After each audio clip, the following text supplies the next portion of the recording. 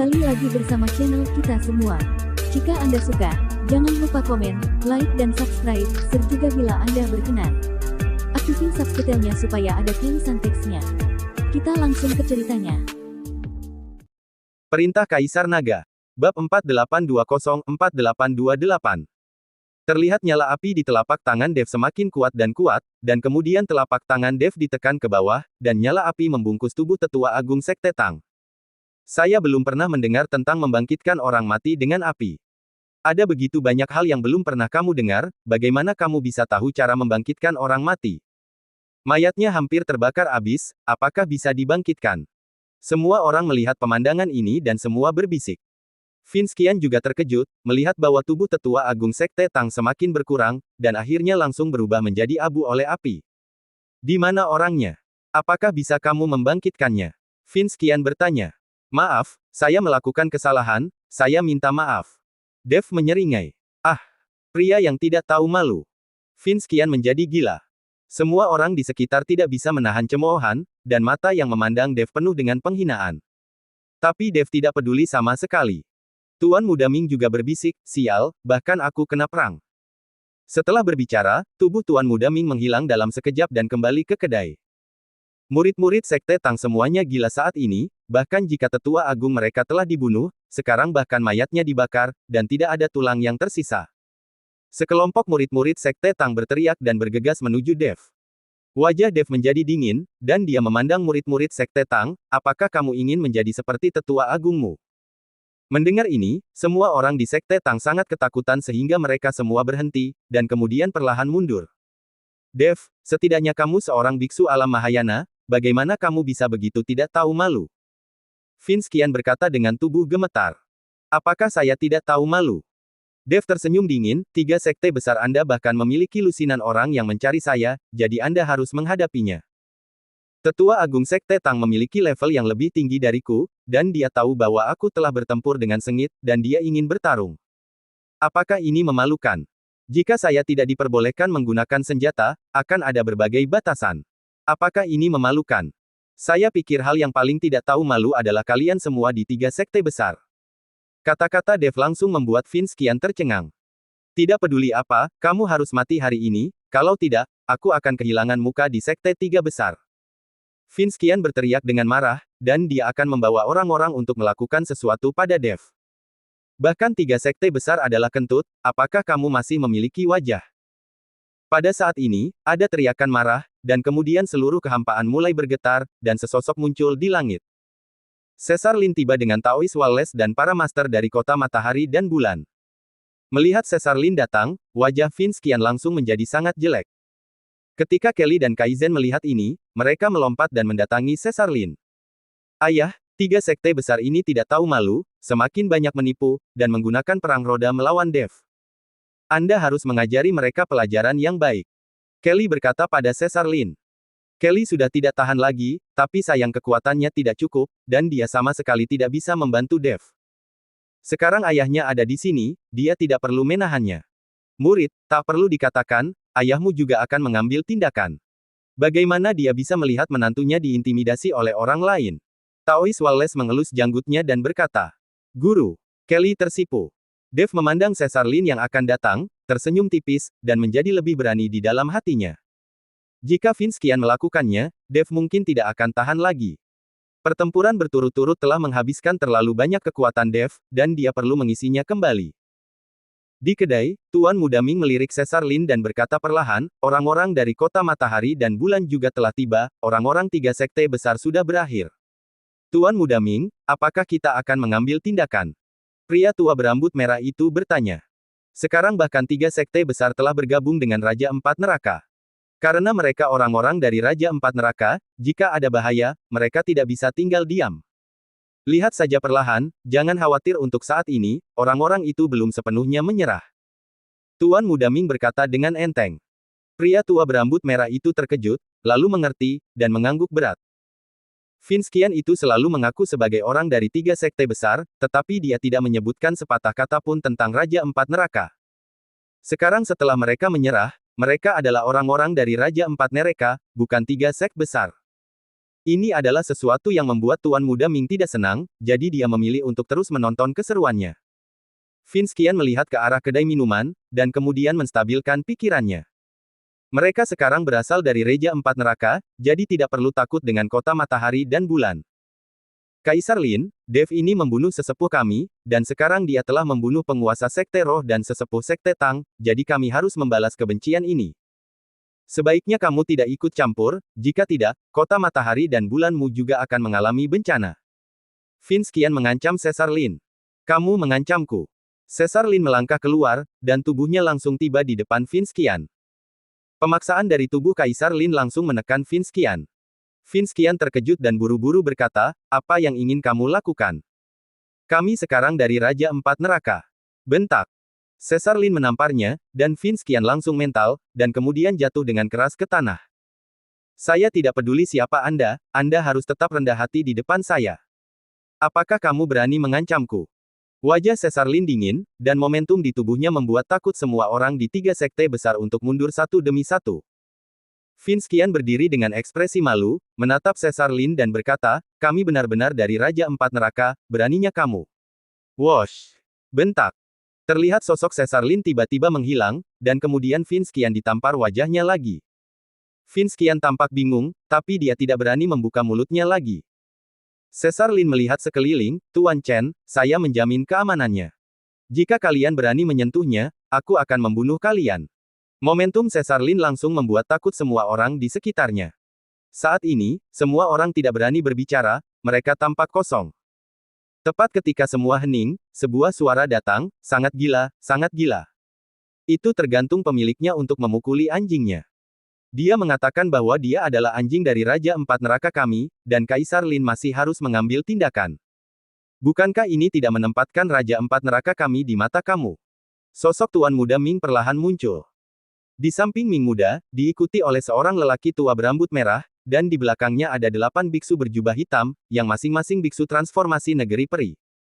Melihat Tuan Muda Ming muncul, Vince Qian buru-buru membawa orang-orangnya ke belakang Tuan Muda Ming. Kali ini, kekuatan Raja Empat Neraka telah meningkat pesat.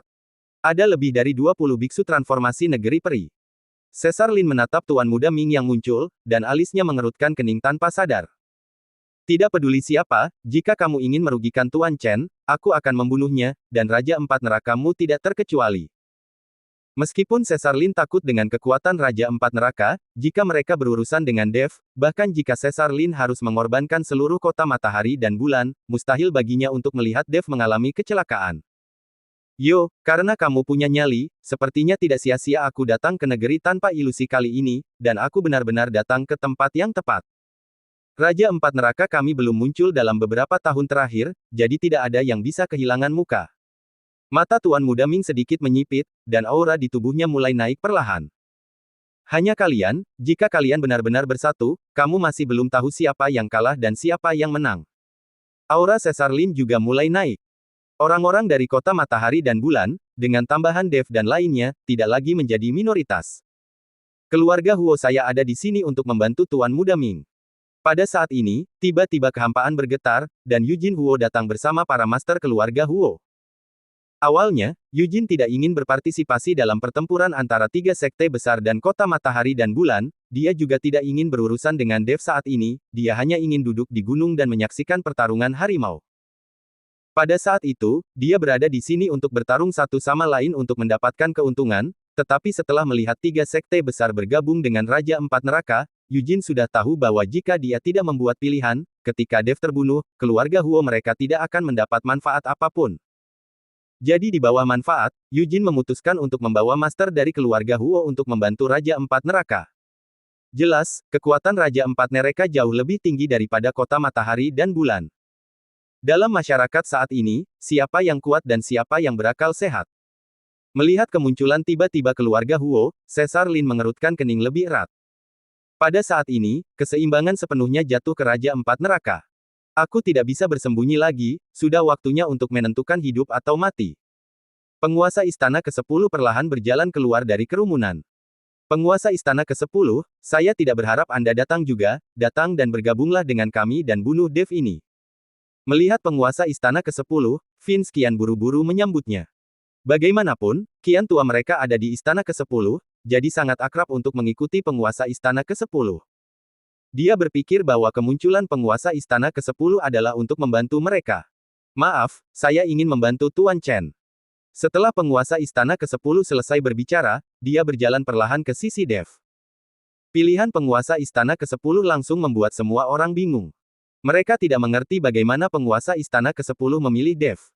Penguasa istana ke-10, apakah kamu tidak takut dihukum oleh Tuan 10 istana karena mengkhianati istana? Edgar melihat bahwa penguasa istana ke-10 benar-benar berkelompok dengan Dev, jadi dia bertanya dengan marah. Persetan denganmu, aku bisa membantu siapapun yang aku mau, bisakah kamu ikut campur? Saya biasa melihat wajah keluarga Huo, saya tidak peduli dengan kamu, sekarang istana ke-10 telah hilang, saya tidak takut pada apapun lagi. Penguasa istana ke-10 mengutuk dengan marah. Tidak peduli seberapa besar kekuatan di sisi yang berlawanan, dia tetap akan memilih Dev.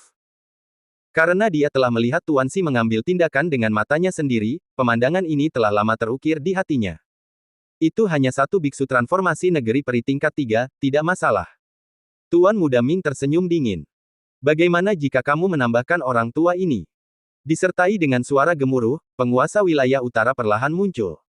Penguasa wilayah utara, tidakkah kamu ingin berlatih dengan baik? Apakah kamu masih ingin berpartisipasi dalam pertempuran kami? Vince Qian menatap penguasa wilayah utara dan bertanya. Pucek. Saya tidak akan berpartisipasi. Menantu saya akan diintimidasi sampai mati oleh kalian. Penguasa wilayah utara perlahan berjalan menuju Dev, menepuk bahu Dev dan berkata, menantu yang baik, jangan takut, aku akan membantumu. Penguasa wilayah utara, apa maksudmu? Dia adalah laki-laki putriku. Caesar Lin memandang penguasa wilayah utara dan bertanya. Kaisar Lin, dia adalah laki-laki putriku, kami sudah lama bertemu. Penguasa wilayah utara menarik Vanessa, putri, apakah menurutmu Dev adalah laki-lakimu? Caesar Lin juga menarik Kelly, gadis, apakah menurutmu Dev adalah laki-lakimu? Kelly dan Vanessa sangat malu. Bagaimana mereka bisa mengatakan hal seperti itu di depan begitu banyak orang? Ahem. Dev juga terbatuk malu dan berkata, mereka berdua, keduanya adalah wanitaku, kami bertiga sudah anu-anu. Penguasa wilayah utara dan Caesar Lin saling melirik, lalu tertawa terbahak-bahak. Penguasa wilayah utara berkata, bukankah kita berdua mertua? Hitung, sudah pasti. Caesar Lin mengangguk. Berhenti berbicara, serahkan saja Dev, atau kalian akan mati bersama. Bahkan jika Anda menambahkan penguasa wilayah utara, Anda tidak memiliki peluang untuk menang. Tuan Muda Ming berkata dengan tidak sabar. Bagaimana jika kamu menambahkan kami? Dua sosok merah menyala muncul, itu adalah penampilan sekte pembakaran api dan meminta kasih sayang. Di belakang mereka berdua, ada juga beberapa orang berjubah hitam, tapi di atas jubah hitam mereka, ada tanda api merah menyala. Dev terkejut ketika melihat jubah mereka berdua, tetapi segera dia menyadari bahwa pria ini bukanlah orang yang mengaku sebagai Zaris Ning. Saudaraku, kekacauan macam apa yang telah sekte pembakaran api kamu sebabkan? Apakah kamu juga berteman dengan Dev? Atau apakah adikmu juga wanita Dev? Melihat dua saudara laki-laki dan perempuan yang muncul, Tuan Muda Ming bertanya dengan sangat tidak senang. Kami tidak memiliki persahabatan. Kami saudara-saudari hanya ingin memberi kamu pelajaran hanya karena kami kesal denganmu. Katanya. Pada saat ini, Dev memandang kedua saudara laki-laki dan perempuan itu dengan terkejut di wajahnya. Dia tidak menyangka orang-orang ini berasal dari sekte pembakaran api.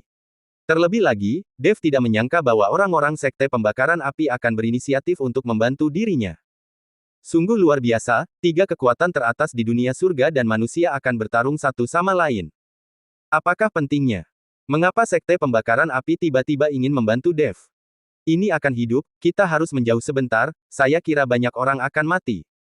Ketika semua orang melihat pemandangan ini, mereka berbisik satu demi satu. Tuan Muda Ming memiliki wajah yang jelek, matanya terbakar amarah, dan dia menatap Anda dengan tajam, pergilah, jangan mengira sekte pembakaran api Anda terkenal di seluruh dunia surga dan manusia. Karena dikatakan itu adalah sekte terbesar di dunia surga dan manusia, Anda merasa bahwa Anda luar biasa. Jika kamu tidak ingin mati, pergi saja.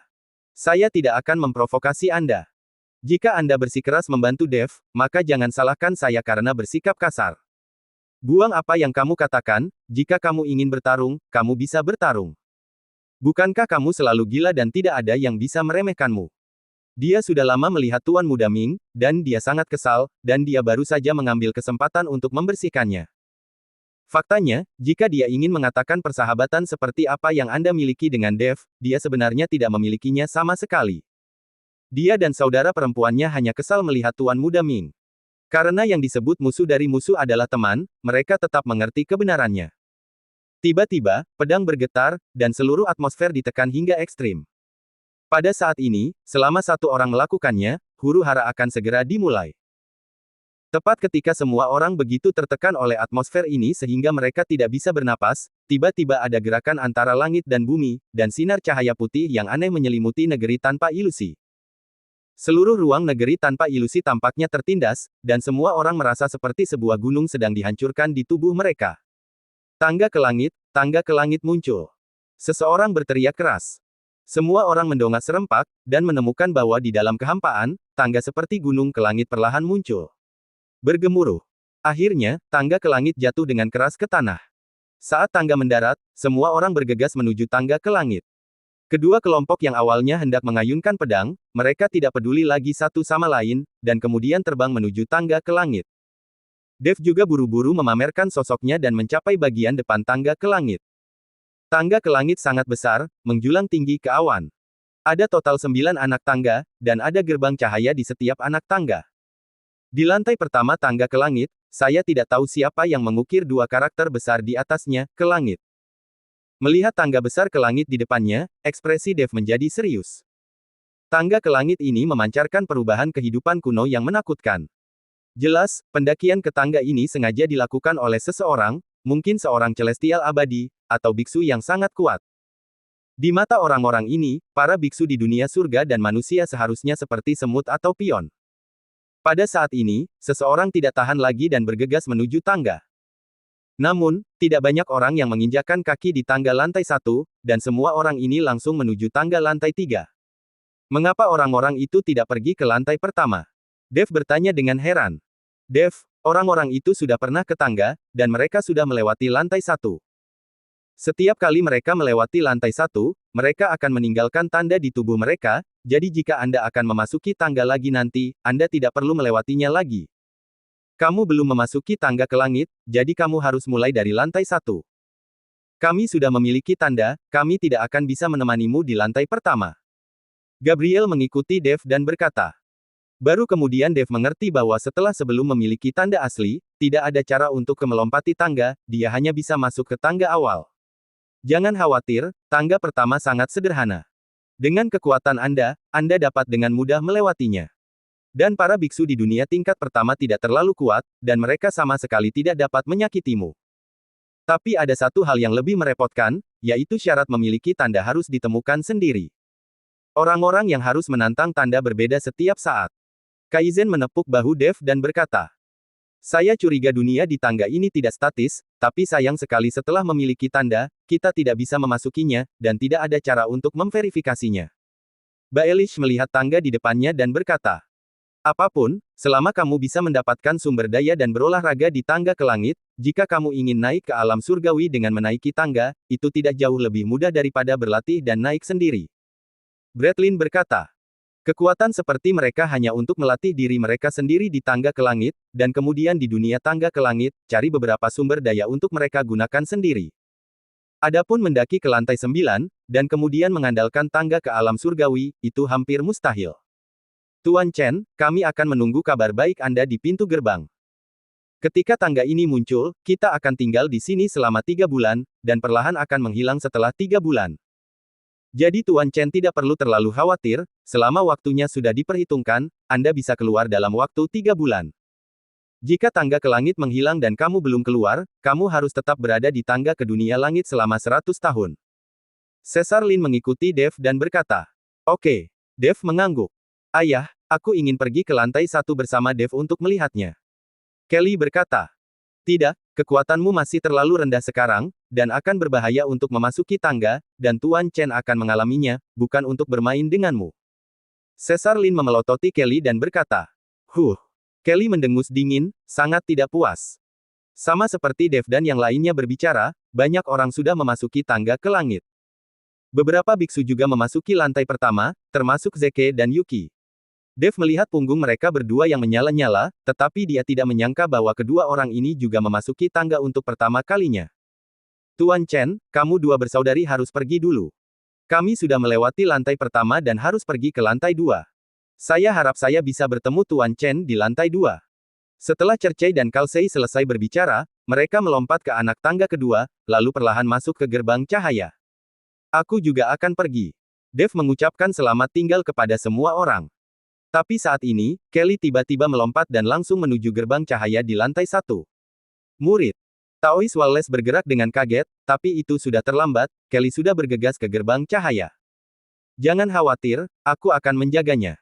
Setelah Dev selesai berbicara, dia segera mengejarnya dan bergegas ke gerbang cahaya.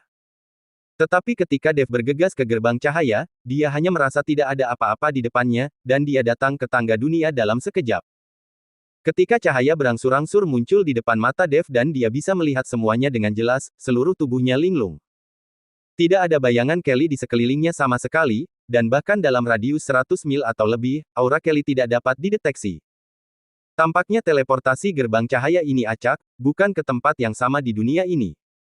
Saya tidak tahu apakah dunia ini besar atau tidak, dapatkah saya menemukan Kelly?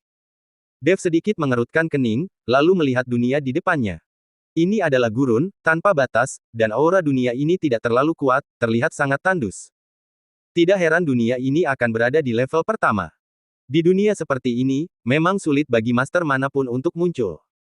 Hanya saja untuk mengalahkan siapapun untuk mendapatkan tanda, Dev masih harus menemukannya sendiri. Dan dia masih harus mencari Kelly. Dev jatuh dari udara ke tanah, menginjak kerikil dan berjalan perlahan ke depan. Jika dia terbang di udara, dia perlu mengkonsumsi banyak kekuatan spiritual, dan aura dunia ini tipis dan tidak ada sumber daya. Jika dia ingin melengkapinya, dia hanya dapat mengisi dengan sumber dayanya sendiri, jadi Dev ingin sedikit berhemat. Bagaimanapun, sumber daya di sini sangat berharga. Tidak tahu sudah berapa lama Dev berjalan. Sebuah kota muncul di depannya. Ada juga penghalang formasi di sekitar kota untuk melindungi keamanan kota.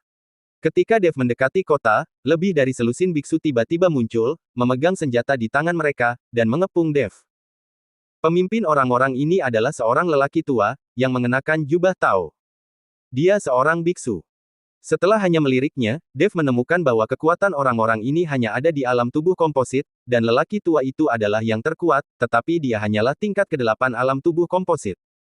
Dalam keadaan persatuan saat ini, di mata Dev, saya khawatir bahkan semut pun tidak dipertimbangkan. Rekan Taois, dari mana asalmu? Apakah ada yang salah dengan datang ke kota kami? Orang tua itu memandang Dev dengan hati-hati dan bertanya.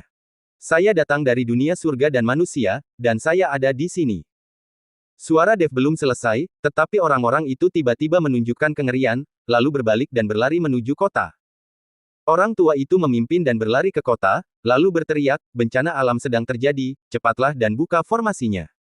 Dengan dibukanya formasi di sekitarnya, seluruh kota diselimuti cahaya.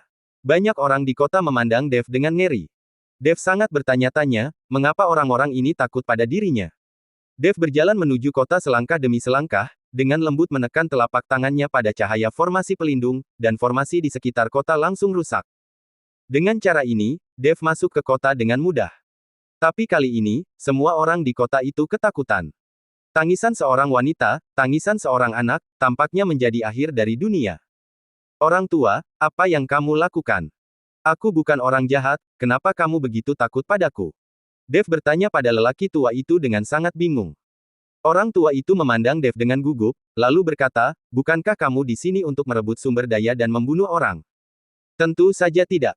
Saya memiliki sumber daya untuk saya sendiri, jadi mengapa repot-repot mengambil milik Anda, dan Anda semua akan mati karena kemiskinan. Bahkan aura di dunia ini pun tipis. Sumber daya apa yang bisa ada?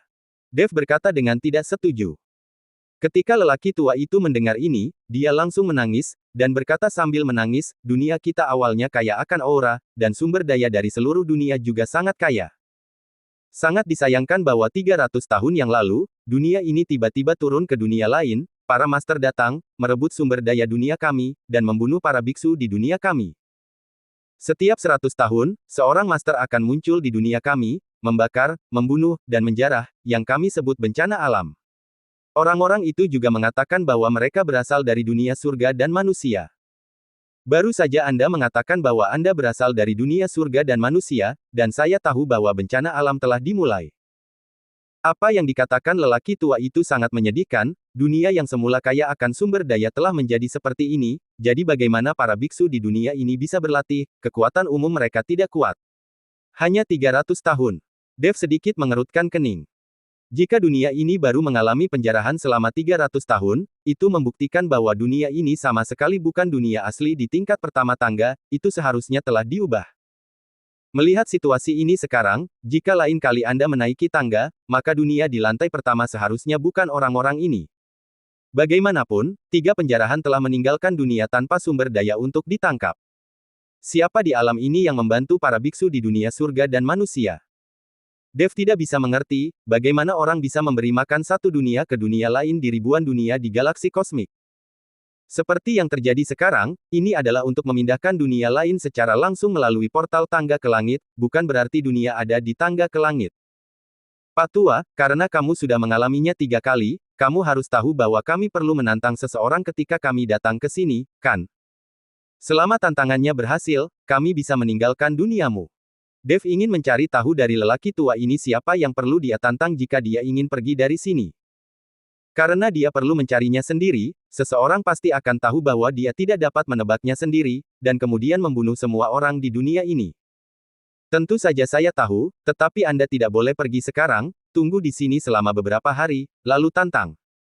Orang tua itu menasihati Dev. Mengapa menunggu? Dev bertanya dengan sangat bingung. Sekarang jika kamu pergi untuk menantang, orang itu adalah saat dia paling kuat. Setelah Anda menunggu orang lain untuk menantang, itu akan menjadi yang termudah saat itu. Kata orang tua itu. Dev tersenyum, meskipun tantangan tingkat pertama sulit, kekuatannya sendiri tidak mudah untuk dipahami. Rekan Taois, Anda tidak perlu tertawa, apakah menurut Anda dunia kami mandul dan tidak ada master, jadi Anda bisa menang dari siapapun yang Anda tantang? Kata orang tua itu. Dev mengangguk dan tidak menyangkalnya. Kamu salah. Orang yang akan Anda tantang bukanlah dari dunia kami, tetapi dari dunia kami belum lama ini. Ketika orang ini datang, kita tahu bahwa bencana alam akan segera dimulai. Mungkin ini yang terakhir kalinya, aku takut, dunia kami akan hancur. Orang tua itu memandang gurun tandus dan berkata dengan penuh emosi. Mengapa begitu? Dev terkejut. Jelas, dunia kami telah dipilih sebagai tempat uji coba. Ketika uji coba ini selesai, tugas kami akan selesai, dan dunia ini tidak perlu ada lagi. Di mata kekuatan-kekuatan yang kuat itu, dunia kami hanyalah sebutir debu. Setelah lelaki tua itu selesai berbicara, air mata mengalir dari matanya. Dev terdiam, dia tidak tahu bagaimana menghibur lelaki tua itu. Serangan musuh. Tiba-tiba seseorang. Ada teriakan, dan kemudian semua orang di kota itu melompat ke udara dengan panik. Beberapa wanita dan anak-anak tinggal di kota kecil, bersembunyi di rumah. Di kejauhan, 2 titik hitam mendekat dengan cepat, dan segera mereka datang ke kota. Kedua biksu itu semuanya adalah kultivator tingkat 8 alam Mahayana. Tetapi di mata para biksu kota kecil ini, kedua orang ini adalah master yang tidak dapat diatasi. Sial, tempat di mana burung tidak buang air besar ini, tidak ada sumber daya sama sekali, tetapi dapat dihitung sebagai kota kecil dengan penduduk. Saudaraku, kebetulan kita 2 saudara akan mencari untuk melihat apakah kita dapat menemukan sesuatu. Setelah mereka berdua selesai berbicara, mereka langsung menuju kota. Setelah melihat ini, banyak biksu di kota kecil itu bergegas menghentikan mereka. Tapi pihak lain menutup mata, dan melihat salah satu dari mereka melambaikan tangannya dengan santai, dan aura menakutkan jatuh dari langit. Para biksu di kota kecil itu jatuh satu demi satu, dan tidak ada yang bisa menghentikan mereka. Perbedaan kekuatan terlalu besar. Keduanya jatuh ke kota kecil, dan salah satu dari mereka mendengus dingin, serahkan semua sumber daya kalian, kami bisa menyelamatkan nyawa kalian. Orang lain juga buru-buru berkata, kirim juga beberapa wanita cantik, agar kami 2 saudara bisa bersenang-senang. Para biksu di kota kecil itu semuanya memelototi mereka berdua, tetapi tidak ada yang berani berbicara. Apa-apaan kalian berdua, apakah hebat menggertak yang lemah? Pada saat ini, Dev mengikuti lelaki tua itu perlahan ke jalan di tengah kota. Siapa yang berani mengatakan itu kepada kami 2 bersaudara? Satu orang mengutuk, dia menoleh dan melihat Dev. Ketika kedua orang ini melihat Dev, wajah mereka berubah menjadi hijau. Di mata para biksu kota kecil ini, mereka adalah kekuatan tertinggi. Tapi di mata Dev, mereka adalah semut. Mereka berdua mengenal Dev dan mengetahui kekuatan sejati Dev. Ketika mereka berada di gerbang Dao, mereka berdua berada di kerumunan dan menyaksikan Dev membunuh Tuan Sekte Roh dan Tetua Agung Sekte Tang dengan mata kepala sendiri. Chen. Tuan Chen, saya tidak menyangka Anda juga ada di sana. Kedua biksu itu gemetar ketakutan. Kalian berdua hanya ingin mengalami dan kemudian mendapatkan tanda. Mengapa repot-repot menyakiti orang lain? Sumber daya pada orang-orang ini tidak berguna buat kalian. Pergi dari sini, jangan menggunakan kekuatan untuk menindas yang lemah lagi. Dev melambaikan tangannya. Kedua biksu itu mengangguk lagi dan lagi, lalu melarikan diri tanpa menoleh ke belakang. Semua biksu di kota kecil melihat pemandangan ini dan membungkuk kepada Dev satu demi satu. Orang tua itu juga terkejut. Dia tidak menyangka Dev begitu kuat. Bahkan orang-orang yang datang dari bencana alam pun takut pada Dev. Rekan Taois, tolong rekan Taois untuk menyelamatkan hidup kami. Orang tua itu juga berlutut. Pak Tua, tolong cepat bangun. Dev membantu lelaki tua itu berdiri dan menggambar sebuah pola di udara, dan kemudian seluruh kota diselimuti cahaya keemasan. Pak Tua, saya telah menyiapkan formasi pertahanan di sekitar kota ini. Jika Anda menghadapi bahaya, selama Anda tidak meninggalkan kota, tidak ada yang bisa melukai hidup Anda. Dev berkata, terima kasih, terima kasih. Banyak biksu di kota berterima kasih kepada mereka satu demi satu. Pak Tua, saya ingin menantang, dapatkah Anda memberitahu saya di mana orang yang ditantang itu? Dev bertanya. Orang tua itu menunjuk ke barat daya dan berkata, seharusnya ke arah itu. Itu adalah seorang pria dengan kapak raksasa dan memiliki tinggi hampir 100 meter. Dev mendapat informasi yang berguna dan tidak berhenti terlalu lama, tetapi langsung pergi ke barat daya. Pada saat ini, Dev memancarkan kesadaran ilahinya dan mulai menangkap aura jantan yang dikatakan lelaki tua itu. Lagi pula, sebagai orang yang ditantang, kekuatan lawan pasti tidak akan terlalu rendah, jika tidak maka tidak ada artinya. Segera, Dev mengunci suatu area dan langsung turun. Dev melihat sekeliling dengan waspada. Bergemuruh. Tiba-tiba terjadi guncangan di bumi, dan seluruh daratan mulai berguncang. Dev buru-buru melompat ke udara, lalu melihat ke bawah, dia melihat selokan yang dalam terbelah di tanah, dan kemudian seorang pria yang memegang kapak raksasa perlahan keluar. Tubuh pria itu compang-camping, seperti pengemis, tingginya 100 meter, dan auranya sangat menakutkan. Pria itu menatap Dev dan menyeringai, tingkat 3 alam Mahayana, berani menjadi yang pertama menantang, kamu memiliki keberanian. Saya hanya tidak dapat menemukan sumber daya di tempat di mana burung-burung tidak buang air besar, jadi saya bisa mendapatkannya dari Anda. Dev menatap pria itu, wajahnya berubah sangat jelek. Sial, apakah lantai pertama begitu mesum? Bagaimana orang lain melewati level pertama? Dev mengerutkan kening, sangat bingung. Bahkan saudara perempuan Cercei dan Kalsei telah melewati level pertama. Bagaimana mereka berdua mengalahkan raksasa di depan mereka? Nak, ini pertama kalinya bagiku. Saya tidak tahu bagaimana orang lain melewatinya. Setelah pria itu selesai berbicara, dia tiba-tiba menebas Dev dengan kapak. Persetan. Dev mati rasa, tetapi tantangan menaiki tangga berbeda setiap saat. Ditemani oleh kapak seorang pria, dunia meledak, menakutkan. Dev tidak mundur, kecuali dia tidak ingin menantang ke level kedua, dia harus mengalahkan orang di depannya. Sekarang hanya ada batang yang keras. Dev mengorbankan pedang tebasan naga di tangannya, dan kemudian langsung memblokir kapak pria itu. Boom! Dengan suara keras, tubuh Dev terguncang mundur 1000 kaki, tangannya mati rasa. Dev menatap pria di depannya dengan kaget, wajahnya sulit dipercaya, apakah tantangan di tangga pertama begitu kuat? Apakah ini secara khusus ditujukan untuk diri Anda sendiri? Dev menstabilkan sosoknya, menggenggam pedang penebas naga di kedua tangannya, jejak keseriusan melintas di matanya. Dia menarik napas dalam-dalam, kekuatan spiritual di tubuhnya melonjak dengan deras, dan tubuh pedang bersinar terang. Menghadapi raksasa dengan tinggi 100 meter dan kapak raksasa di depannya, dia tahu bahwa dia tidak boleh lengah sedikit pun di pertempuran ini. Datang lagi. Dev berteriak pelan, sosoknya seperti listrik, dan dia bergegas ke arah pria itu dalam sekejap. Pedang tebasan naga menembus langit, memunculkan aura pedang yang ganas, langsung ke dada pria itu.